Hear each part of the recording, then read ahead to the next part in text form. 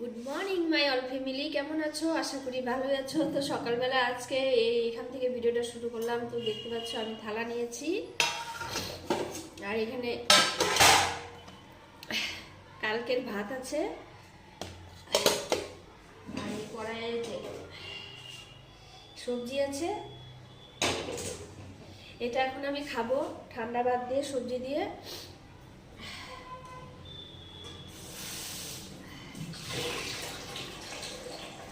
এখন আমি ভাত খাবো, আর এখানে গরম জল করে নিলাম, খাই দিয়ে তারপরে সকালবেলা দুপুরবেলা যা রান্না করার সব রান্না করব।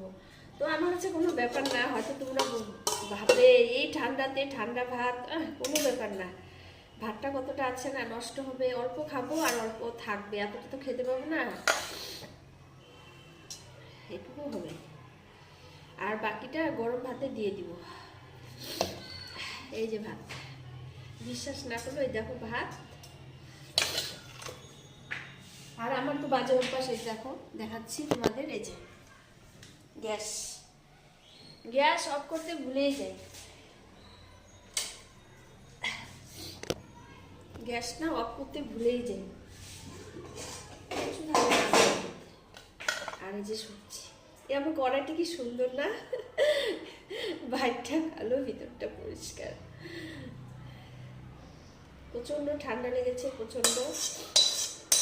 সবজিটা নিয়ে নিলাম, আর কড়াইটা আমি পরিষ্কার করে নেবো।